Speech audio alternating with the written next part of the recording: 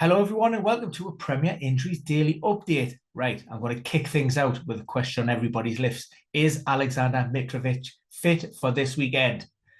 The short answer is we don't really know.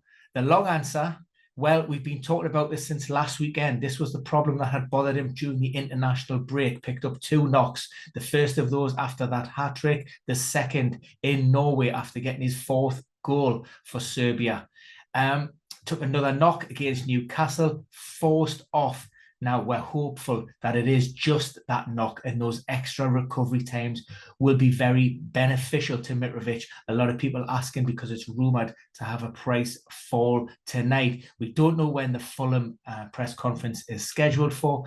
I believe it could be Friday, but you never get a lot from Marco Silva. So that could be one that goes down to the weather. It may even be a late decision with regards to the striker. But if anybody was to come through and recover from a knock, then you would expect Mitrovic to be that man. Now, the European games that we've had midweek, quickly touch upon a couple of games last night, a few updates. Ibrahima Konate and Calvin Ramsey were included in the Liverpool squad against Rangers. Neither player got any minutes, but it's good to see them named in that match day unit for the first time this season. They recovered from a knee injury for Konate, and Ramsey were identified with a lower back problem described as growing related pain by Jurgen Klopp last month or so. Elsewhere, Tottenham, if you missed it, Antonio Conte said he was worried with regards to the Achilles problem affecting Lucas Moura. Japhet Tanganga was out of the matchday squad last night. That is due to injury. We don't know the extent of that problem or indeed the precise nature that's kept him on the sidelines. Kuvaletsky, he looked a bit of a miss. There's no backup there. Nils each for Tottenham again. Struggling to score. Kuvaletsky could be, if believed, to be around 2 weeks away.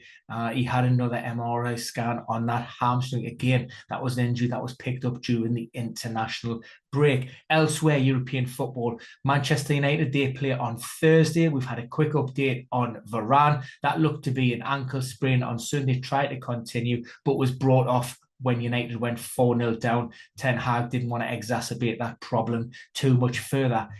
And indeed, it's thought that that injury isn't too serious and he shouldn't spend long on the sidelines. Maybe a little bit too soon this weekend. Also, defensive teammate Harry Maguire, hamstring issue picked up for England. He will be slightly longer. So maybe not certainly game week 10, maybe even game week 11 could be a stretch for him. But again, something that's not too long term. Fairly disappointing with the United updates throughout the course of the season. We've had players sort of drop in, drop out.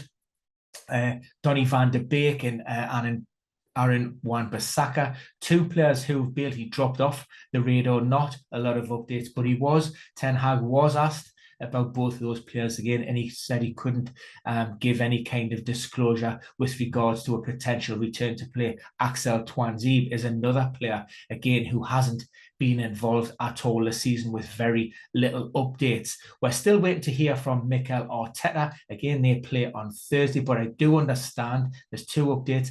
Zinchenko hasn't trained with the squad on Wednesday, but that's more of a precautionary measure. Certainly at this juncture, we don't think it's anything too serious, but we are expecting Cedric Suarez to return to the matchday squad.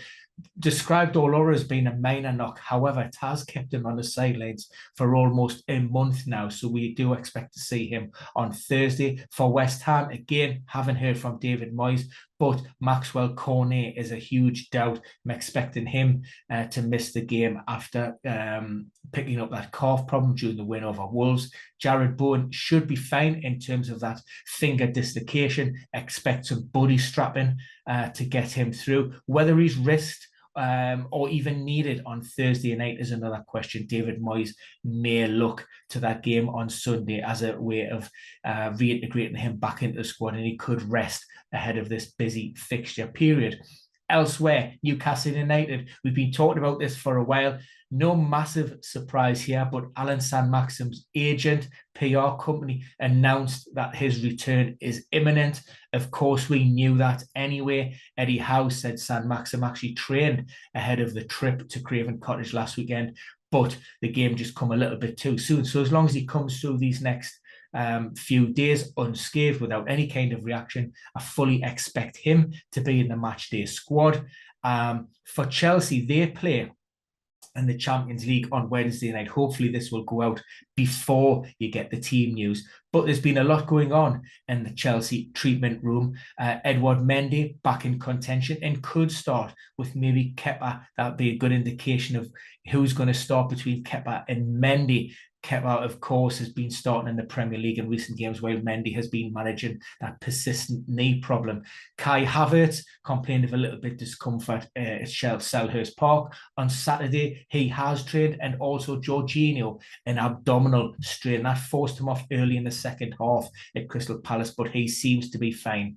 Cucurella discharged from hospital after that throat infection. Again, he's in contention. He will be vying with Ben Chilwell in terms of a start. We've also seen N'Golo Kante pictured on the training pitches down at Cobham. However, he isn't fully integrated with that first team. He is taking part in aspects, so he isn't a million miles away. Whether game 10 probably comes too soon.